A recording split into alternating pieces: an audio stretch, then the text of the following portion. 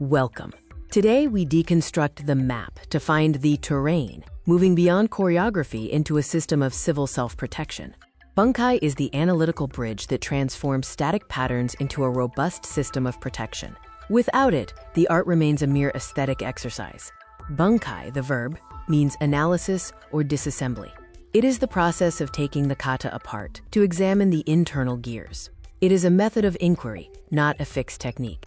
Oyo, the noun, is the application or use, which is the finished product resulting from bunkai analysis.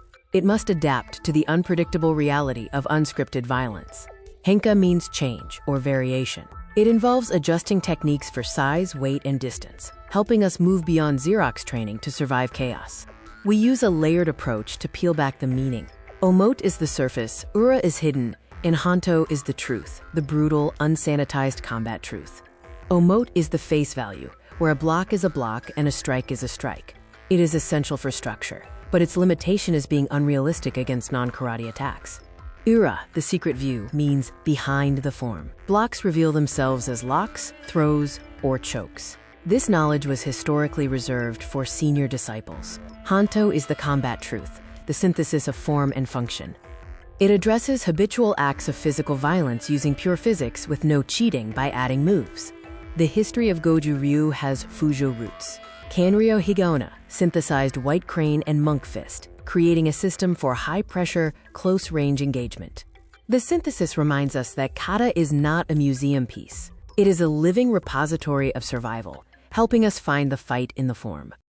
Goju Ryu's roots lie in Naha-te, a martial art born from necessity, fusing indigenous Okinawan te with southern Chinese fighting arts like Fujian White Crane. Chojun Miyagi, the architect, dedicated his life to formulating Goju Ryu into a cohesive system.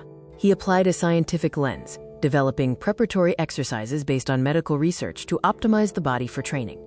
In 1933, Goju Ryu was officially registered with the Dai Nippon Butokukai. This made it the first and oldest karate tradition to receive formal recognition and an official style name in Japan.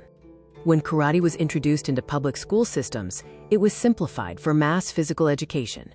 The focus shifted to fitness, and the complex, dangerous applications of bunkai gradually disappeared. Seikichi Toguchi, a senior student of Miyagi, founded the Shoreikan Dojo. He developed a progressive methodology to unlock kata's hidden meanings, creating Bunkai Kumaite and Kiso Kumaite as a formal curriculum. Anichi Miyagi served as the sole student of Chojun Miyagi for a period after World War II. This one-to-one transmission ensured the preservation of the art's deepest principles and, quote, hidden applications. Morio Higaonna, a student of Anichi Miyagi, founded the International Okinawan Goju Ryu Karate-do Federation, or IOGKF. He focuses on preserving the toughness of traditional Okinawan training and close-quarter combat principles. The core principle of Goju Ryu is Ho Goju Danto. The way of inhaling and exhaling is hardness and softness. This dialectic represents yielding and preparation, softness, versus tension and striking, hardness. Beyond combat, Chojun Miyagi believed the ultimate aim of karate-do was to build character and find spiritual freedom. The guiding precept is, there is no first strike in karate.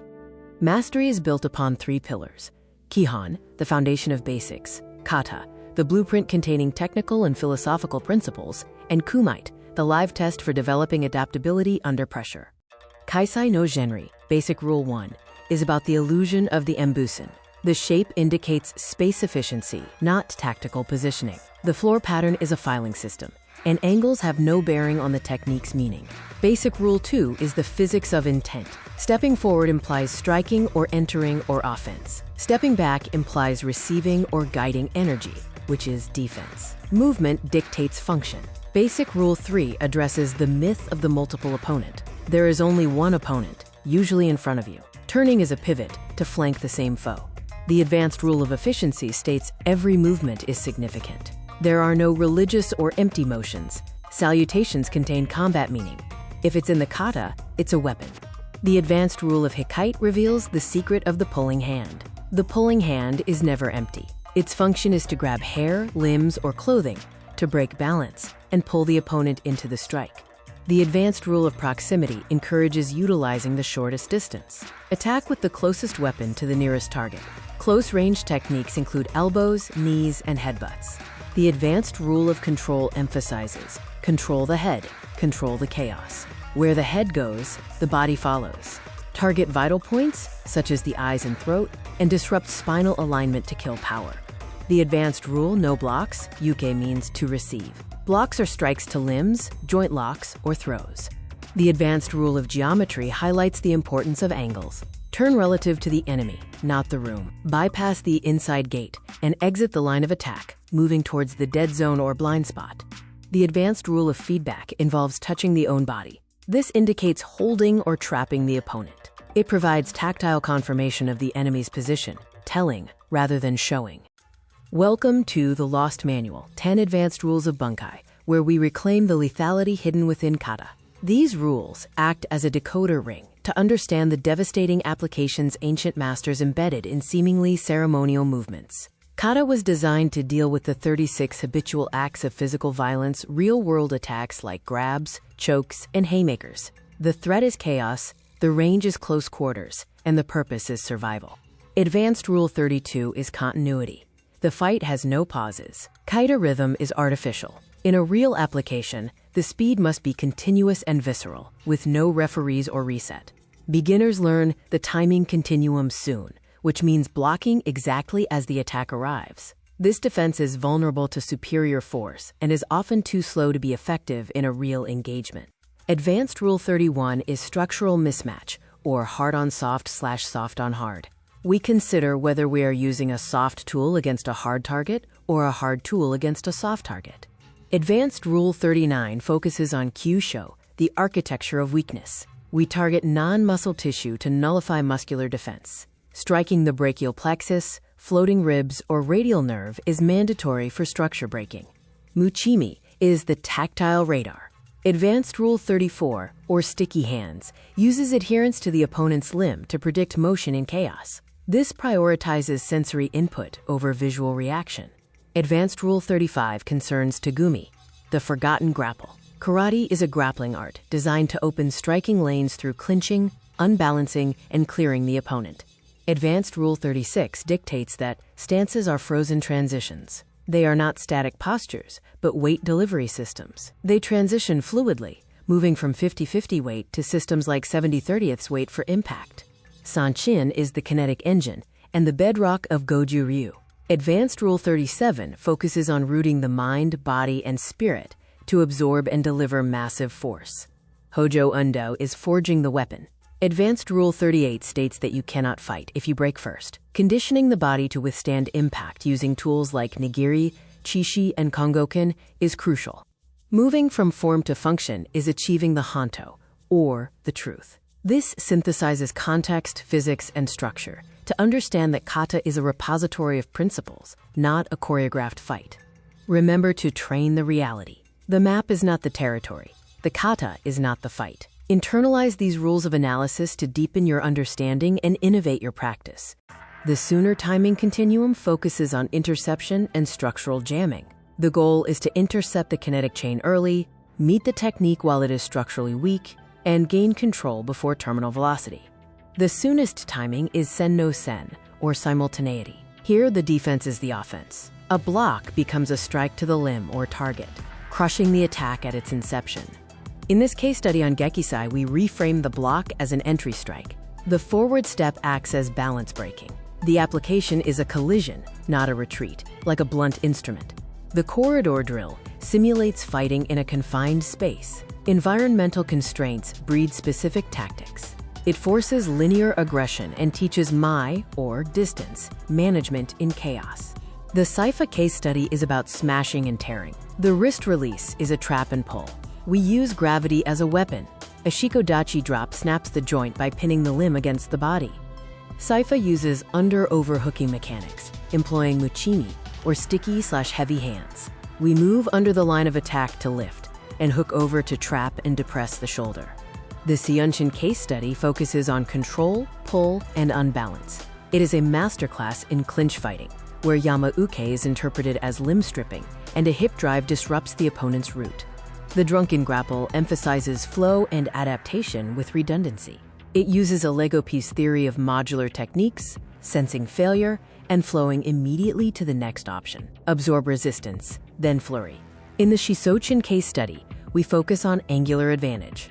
We aim to not be where the attack is, using 90-degree pivots to flank the blind side. Angry Tiger palm strikes facilitate joint locks. Sanseiru, or 36 hands, is about the destruction of mobility.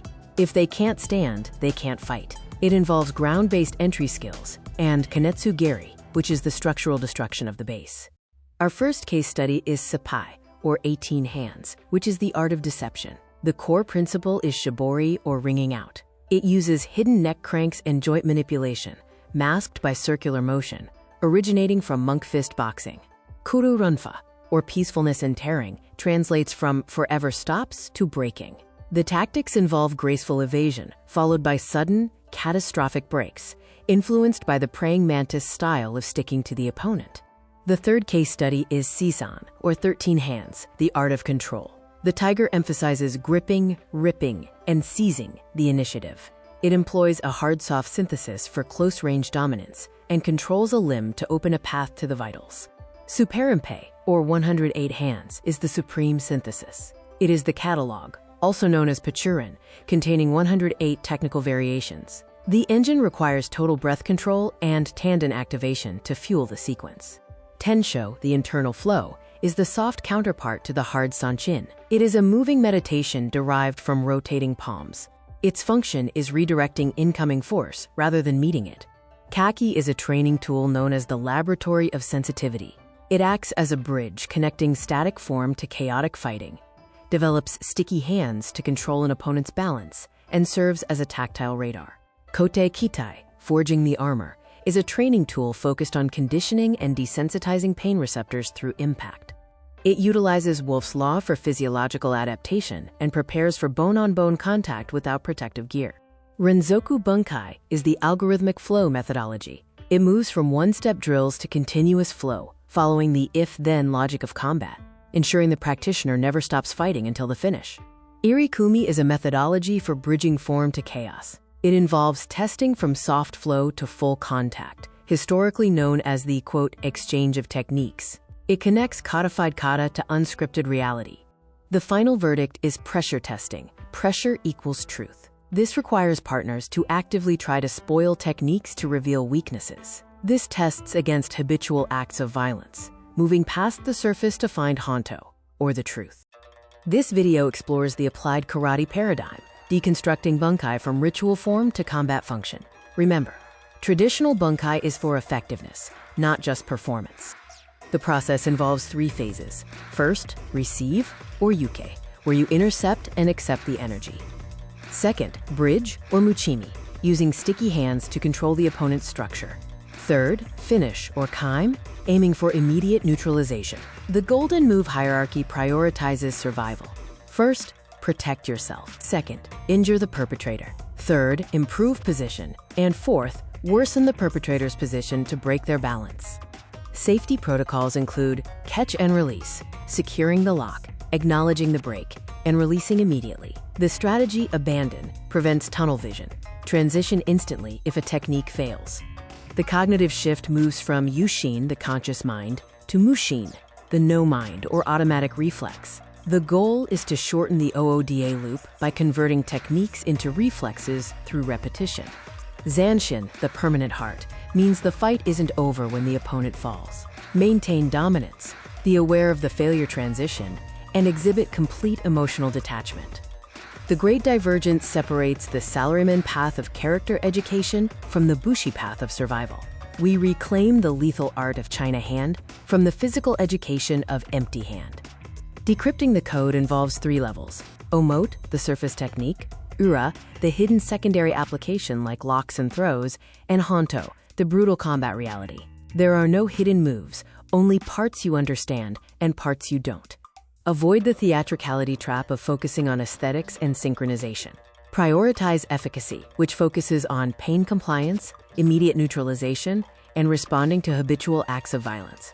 Budo, focusing on survival and character, must be balanced with combat sport, which provides medals and entertainment. Sport provides pressure, while tradition provides the, quote, kill switch. The Dansha path represents the journey from Shodan, achieving proficiency in the basics, to Rokudan, which involves creative personalization. This is the shift from mimicry of form to expression of Bunkai. The Crucible, the 16-man kumite, is a 24-minute test of continuous conflict. The goal is maintaining the middle path under extreme duress, proving that composure is more important than technique. In conclusion, Bunkai is a verb. It is the process of dismantling the form to find the truth, Kaisai. Focus on the process over the product, remembering that the map is not the territory. You are the vessel, the living library. Return to the dojo, dismantle your kata, and find the balance of Goju. The soul of Goju Ryu lives in the truth you unlock. For further study, sources include Bubishi, the Bible of Karate, and works by Morio Higaonna, Seikichi Toguchi, Iain Abernethy, and T.D. McKinnon. Thanks for digging into the past with us today. If you enjoyed this analysis, help us keep the expedition going by hitting like and subscribe. For more lost history and strategic breakdowns, click the video on your screen now. Train hard, study history.